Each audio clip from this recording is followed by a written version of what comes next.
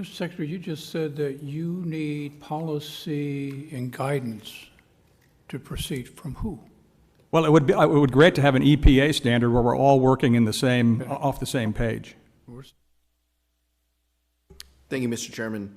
Mr. Secretary, a third Virginia-class sub has been added to the Navy's budget request for FY20.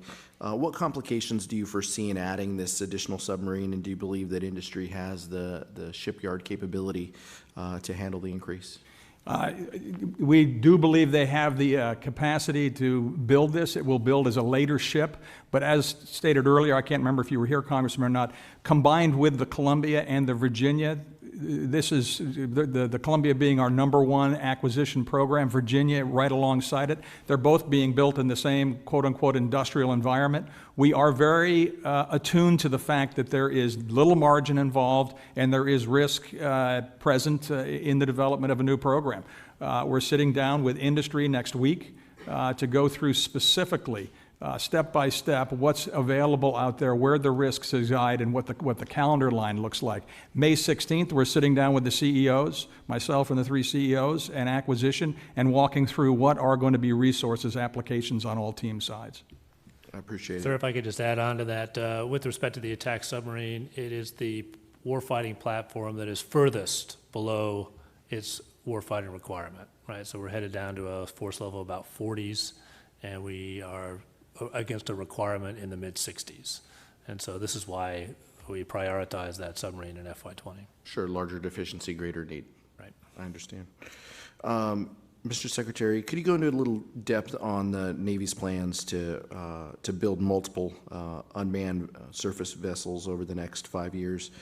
What will be the main function of the vessels, and how do we get from the R&D phase to the procurement phase?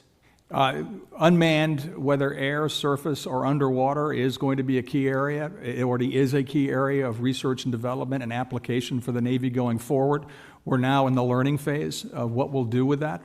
But I mean, as you've seen with Sea Hunter, already made a successful transition from San Diego to Honolulu and back unmanned, using Colregs, the rules of the road for surface navigation. Great hope here. What would it be? I defer also to the Commandant and the CNO in this case. I see it as additive capacity.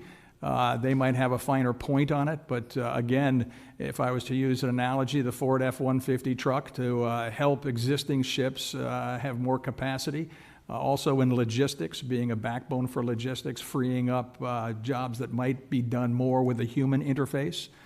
Those would be the 2 primary areas. So I'll tell you, just we're looking at a family of unmanned surface vehicles just to focus in on the surface unmanned issue. Small ones that would go into minefields. They would be towing sensors that could find in-water and bottom mines. Obviously, you know, a much better option than sending a manned platform into a minefield. And so this is a use for the smaller ones.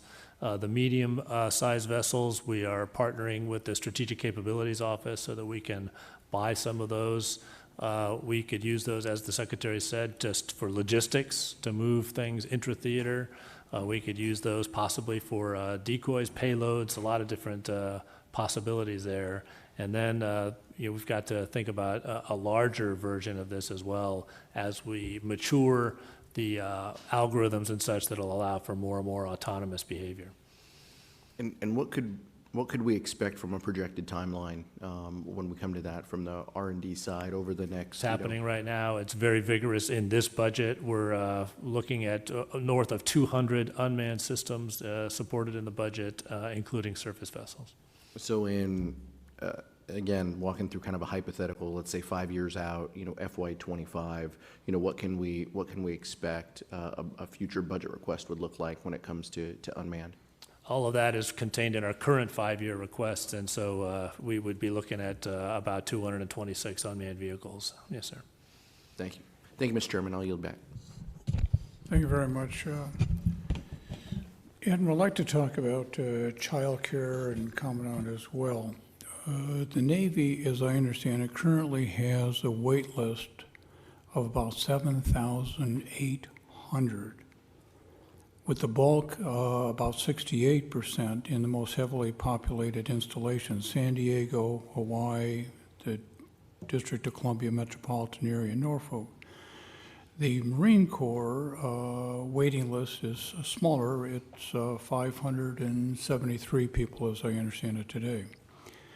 Given that, looking ahead to 2020, the Navy is not planning on increasing the number of child development centers or family care homes, even though the number of facilities has remained stagnant for the last 2 years. It is my understanding that the Marine Corps also is not looking to expand the number of daycare centers, if you would, even though that has also remained unchanged for a number of years. For the budget for 20, the Navy is asking for what looks like a $50 million increase in spending for daycare. My understanding is, in fact, it is a $7 million increase over this year's spending. The Marine Corps is looking to, in their request, spend $11.8 million less than they did 2 fiscal years ago. I think of people wanting to serve in the military and worried about their children and only at a base for 3 years or 2 years or less than that if they're deployed. What is the problem here about not providing more daycare services?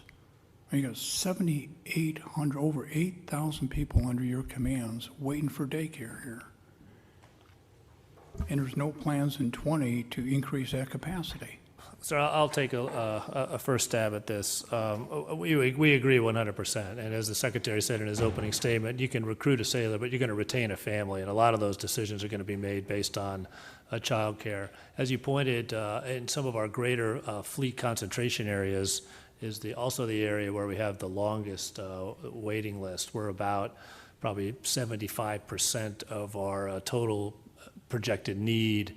We look forward to expanding that capacity. The quality is something that we think is about right, but it's just we don't have enough. And if another option that we've looked at is to provide some subsidies so that if you can't find it on base, you can go out into town.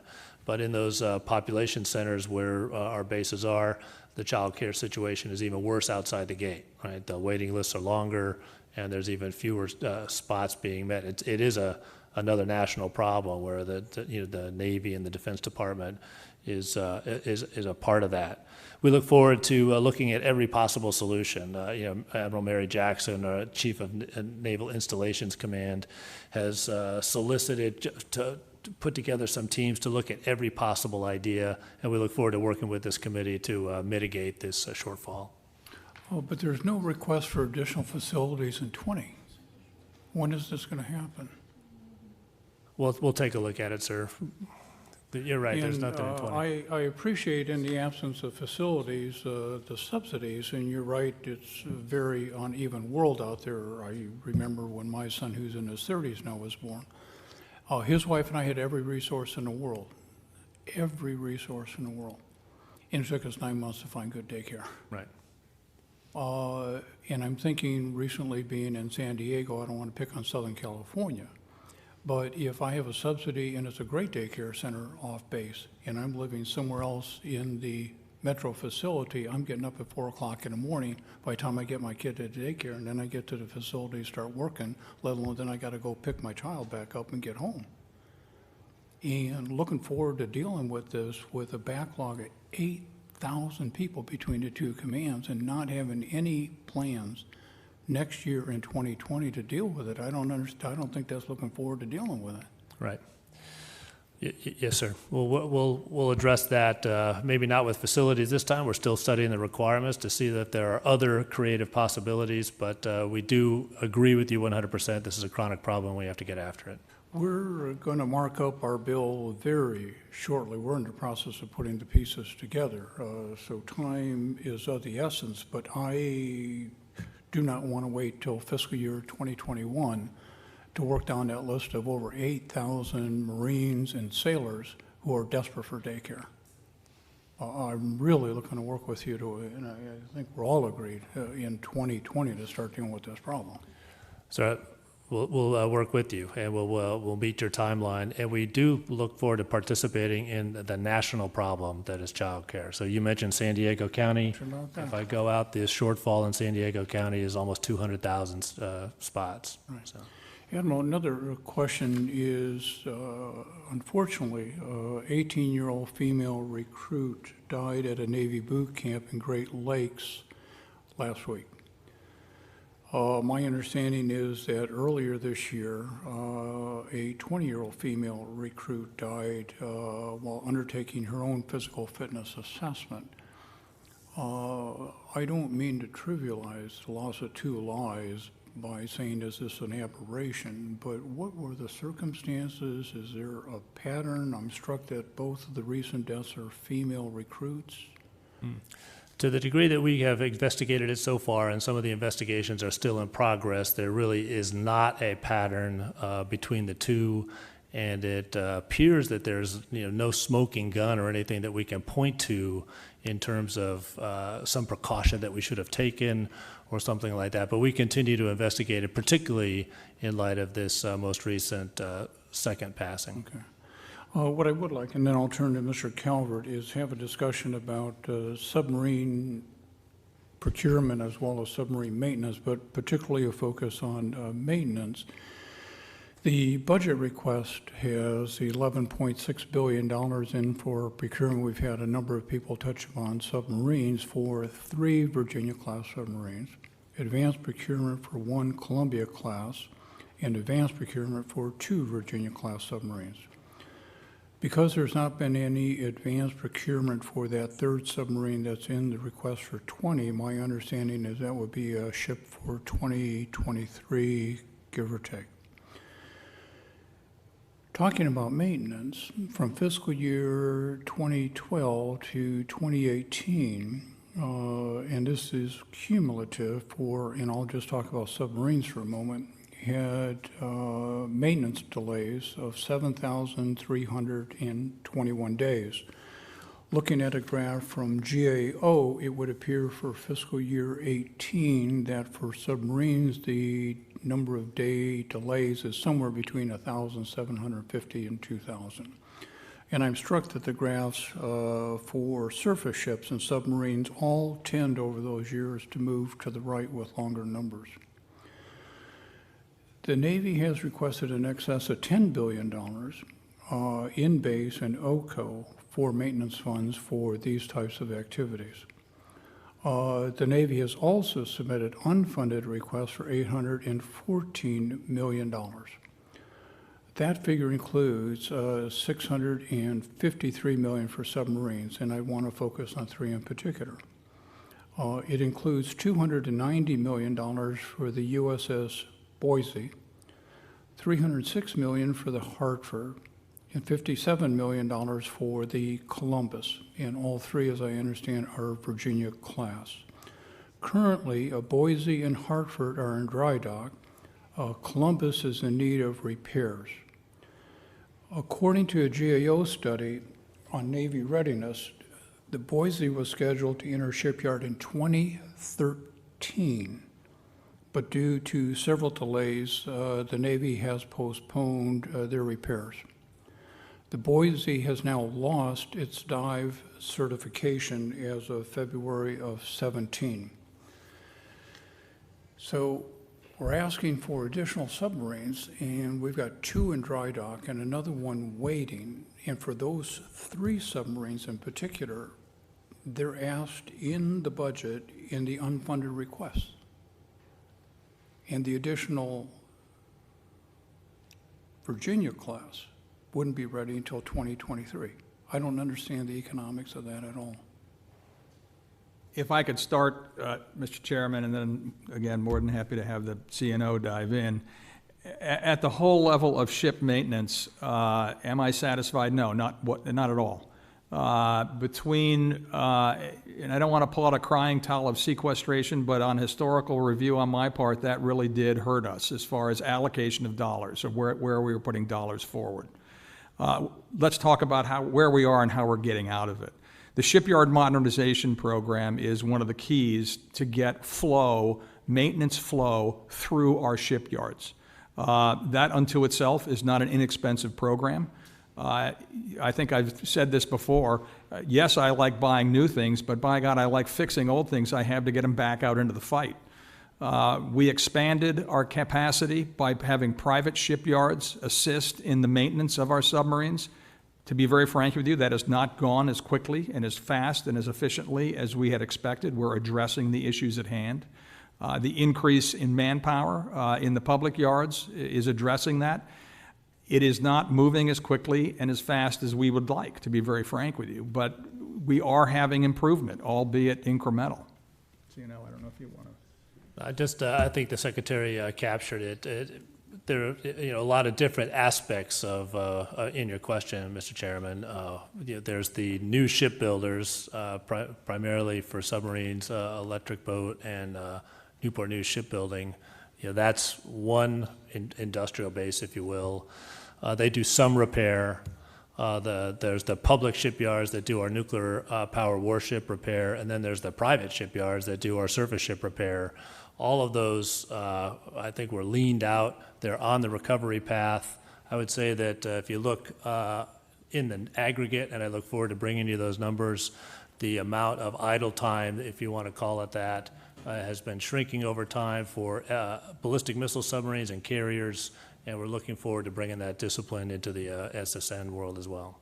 Mr. Chairman, I want to make sure everyone doesn't leave here with the wrong impression. We are after this issue.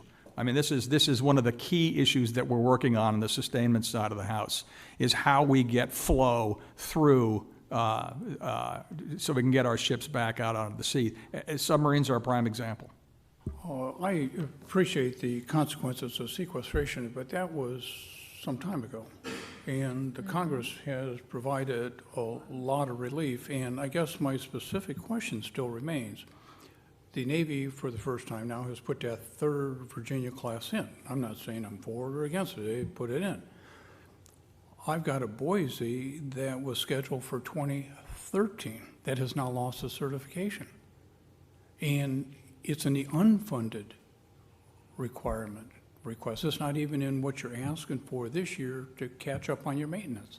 I see them as two different. Bird is not in your request for 20. It's in the unfunded request list. And the Columbus is in the unfunded. You got 3 subs out there, 2 of which are in dry dock, and they're not even in the basic request for 20, and I want another sub. The other sub, Chairman, is we have our retirement schedule. Let me ask you this. Why didn't you ask for the money in the maintenance for these 3 ships for 20? Some of this is a matter of what we discovered. Some of this is a matter of industrial capacity. So with respect to the Boise in particular, it's a little bit of a timing, right? So the private shipyard that was designated to do the Boise repair is currently still working through other submarines that they're doing. So there's a bit of a cascading effect that is at play as well. I know maintenance is just different than procurement of a new sub, but the fact is if we have a problem as far as capacity in the request from the administration, we don't have a capacity problem as far as asking for a new sub.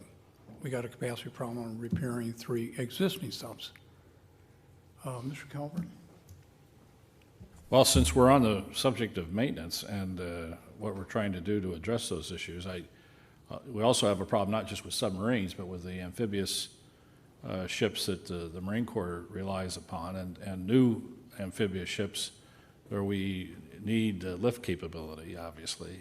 It's not, it's good to have a capable Marine Corps, but you got to get them to the fight, and it seems to me that we have some challenges when we talk about the status of our amphibious fleet. You want to comment on that, General?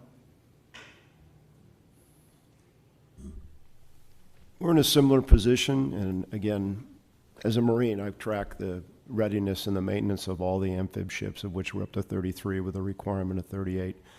So I think I'm not familiar with the yard issues that deal with other platforms, but in talking with the CNO and his staff that help us with this, it's a similar issue with contracts and finding things in these ships that they contracted for a certain amount of work, and then they got into the in the middle of the ship, and then they found other stuff, and then they had to relitigate the contract, and then, so there's a lot of reasons, no excuses. But I think we're making some progress, but we keep track of that. Ideally, we would put a ship in the yard, it would have a scheduled time, it would come out on time, and it would fill the deployment schedule. On the big decks, it's a more difficult challenge because you're having resurfacing going on because you have to resurface the deck in order for it to handle F-35s. And so there's certain things you have to do in addition to that. So I would think, I'm not going to speak for the Secretary of the CNO, but I don't think any of us are where we want to be, but I think we're well aware of the problem, and we're working hard with the yards to try to get these ships out and try to avoid any second and third extensions. And so we'll work with that. It does does impact on the deployment schedule from time to time, and we have to adjust. So we're tracking it. It's not where we want it to be, but we're working hard with the yards to try to fix it. Well, it seems to me, Mr. Chairman, we have a capability, a capacity problem too in the domestic shipyard, which leads to the question, should we do a better job of incentivizing our domestic shipyard operations to take on more of obviously a tremendous amount of demand out there? One of the things I want to make clear, Congressman, when I talked about sequestration, the dollars aren't what's the question here. During sequestration, we lost people out of the industry who never came back. That's the biggest thing that it cost us, is that there was uncertainty, so they went to different professions. And now we're starting to re-spool up there. That's one of the biggest contributors. I agree. We are trying to work with every single tool we have to incent. But there is the concept. You ask about the third submarine. You have gross hull numbers that we have to manage, and then we also have existing hull numbers. In those existing hull numbers, the maintenance clock never stops ticking. So I got to get them through quickly. And when they sit there, they're still expiring. So you still have to manage the gross hull number. That's why the third. Our top priority is to make sure that these attack submarines are available to us on a gross number. I'm not apologizing for the maintenance. We still have a problem. I wouldn't disagree with that, but obviously, too, the United States is not a reliable customer because of all these other issues out there. And obviously, if you're in the private sector, you're going to pick people that are going to pay their bills and do things on time and all the rest. And so we have to be a better customer in the future. That's one of the things. I'll go back to where we started out with what Mr. Womack brought up, is that we need to get this budget agreement completed, because if we don't have a defense budget or a defense appropriation bill on time, we're going to have the same, go right back in the tank. So, Secretary Spencer, you just mentioned that we lost people in the trade, which we all knew was going to happen. I mean, when you mess around with certainty, people that are talented to do certain skill sets are going to move to other things if we're not a reliable customer. And I'm concerned that we're sitting here today, tomorrow is May 1st, and I'm a defense appropriator, and I can't answer a question about defense appropriations in time for an October 1 deadline. And of course, I spent last year working on budget process reform that I thought would fix part of this problem, and we missed on that. So this is, we could be headed right back into the same dilemma, could we not? Yes, sir.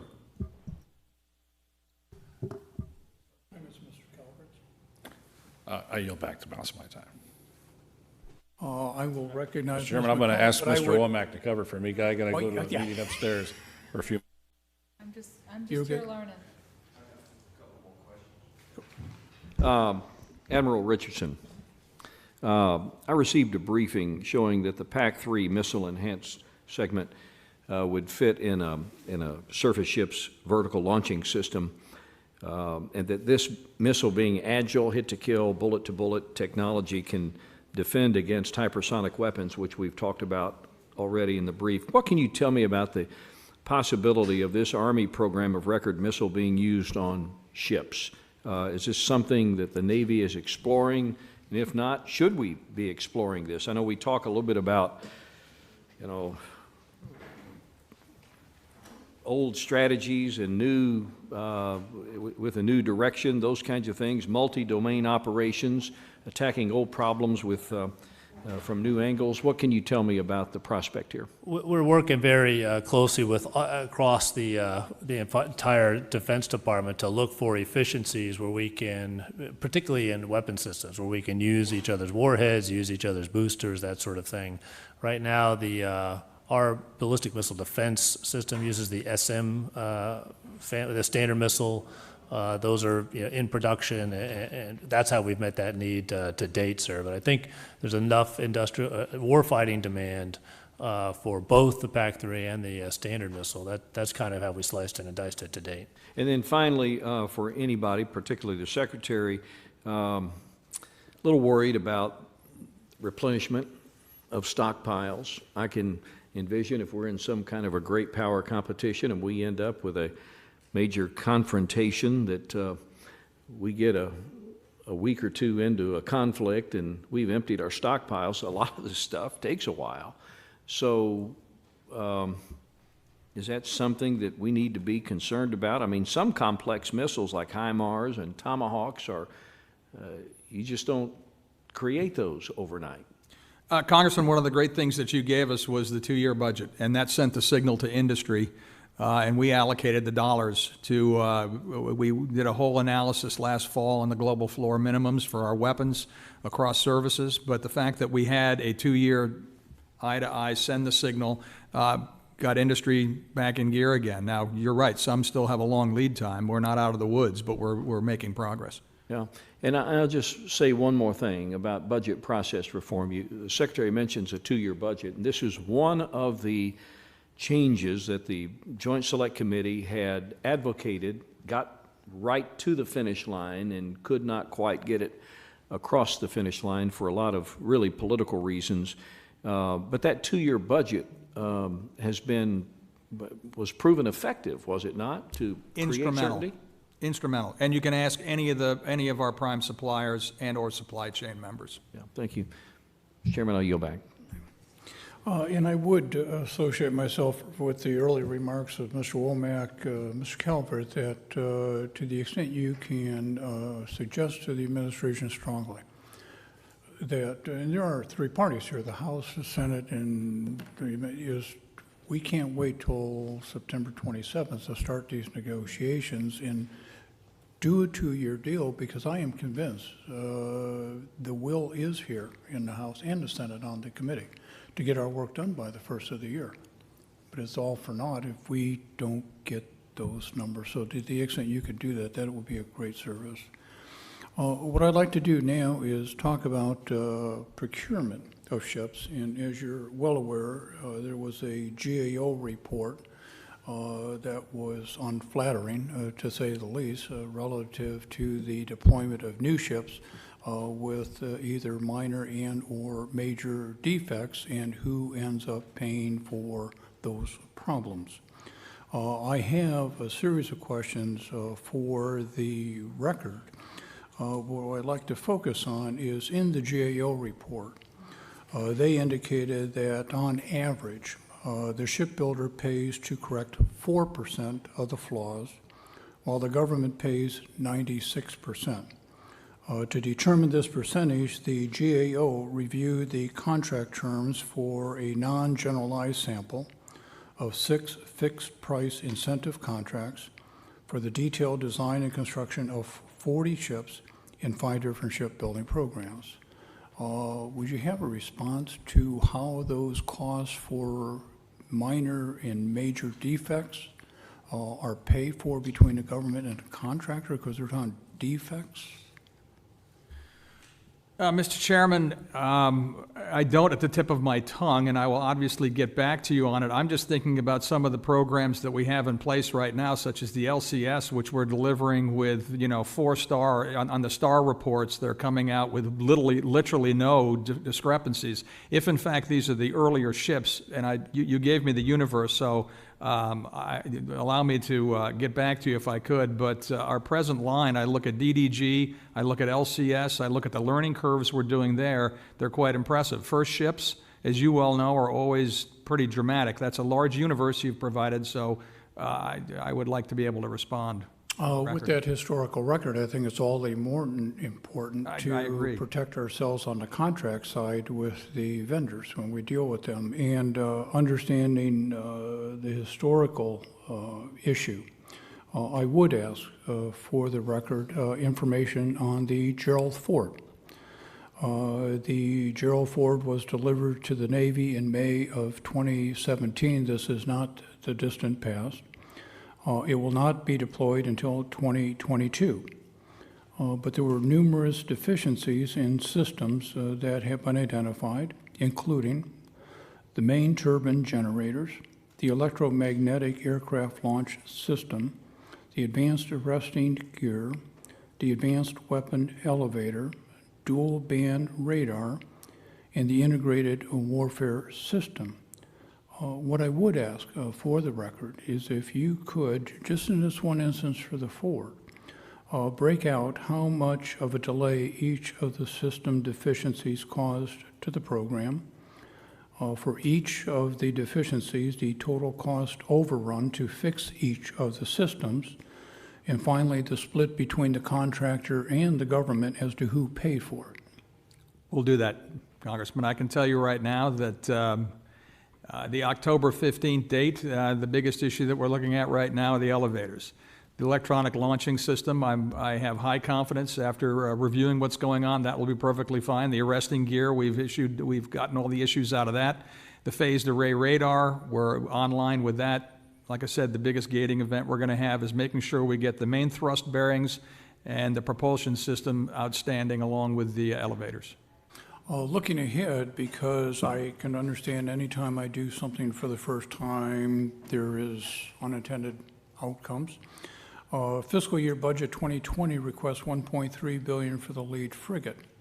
What cautionary actions is the Navy taking to make sure we don't continue to hit our head against a wall like we always have because it's the first one? So I would say that one of the big What will be different this Right. time? The big lessons from Ford is that with respect to, well, we bid off on a tremendous amount of advanced technology, and we decided to put it all on the lead ship, technology that was not developed. So this technology needed to be both invented and then integrated into the larger, aircraft carrier itself. So we're using, with respect to the frigate, we're learning from that so that we are using mature technologies. We brought industry in much, much earlier into the requirements process to understand the technology maturity, what is really the art of the possible. So we're going to use, as I said, mature technologies across the board, proven hull designs, and then it really just remains to be an integration challenge, which is a much more manageable problem. So that's what's allowed us to move to a contract award only sort of 2 years after setting the requirements for the ship.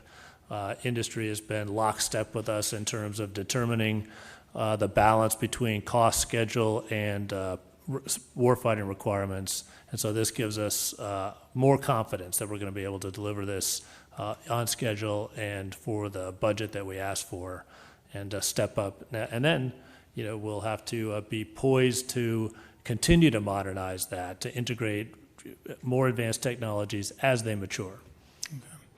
Again, we have a number of questions for the record, and please don't misinterpret my remarks. Admiral, we've gone back to when you were in the nuclear reactor program. I have profound respect for you, Secretary Commandant. The information we received to date in rebuttal or commentary on the GAO report, I would say, is lacking. So I would want to continue this conversation as far as ship procurement, defects, and particularly who's picking up the tab. Mm-hmm. I always think of that person waiting at a diner in Pick a State in rural America on tips. And some of that money somebody's getting paid on these defects is coming out of that person's pocket. The last question I have is on the transition of military treatment facilities to the Defense Health Agencies. My understanding is the Naval Hospital in Jacksonville was was one that was transitioned last October. We have heard concerns about the transition, including that the services are continuing to support the Defense Health Agency more than anticipated. Admiral or Secretary, do you know, is that concern true, and are there problems? How are things going? Chairman, I will tell you that right now, I'm going to reserve my comments for you if I could follow up. In the fall, when we were sitting down there as the three service secretaries working on this transition, there was concern. We sat down with DHA and hammered out where we believed there was a construct to go forward. It's not as much as a concern as it was before, if in fact we're following those edicts, shall we say. But if you would allow me to go back and pulse the system to make sure that those statements are correct, I'd appreciate it. Good. And one thing I would add is when you get back to us, because we'll have a hearing next year, God willing, with whoever the participants will be, would like to be able to look back and say, last April, we had this discussion, and here were some benchmarks. We would want to make a decision as to whether we're moving in a positive direction or not. If you could provide us that, so not, again, to find fault, but is this working as advertised, both from your perspective as well as from the health agency? I'd appreciate it. Good. Mr. Chairman, if I could just add on to that, the pace of this transition is of concern to me. How many medical treatment facilities we are transferring in a relatively short amount of time. You know, as I talk to people in the healthcare industry and the private sector, they would never try to take on a pace like that. So as we want to do this right, at a pace that is executable, that doesn't allow these sorts of things to fall in the cracks just because we are a slave to a pace that's really, you know, faster than we can execute. Artificial. Good. Appreciate that very much. No further question. Again, gentlemen, thank you very much. We're adjourned.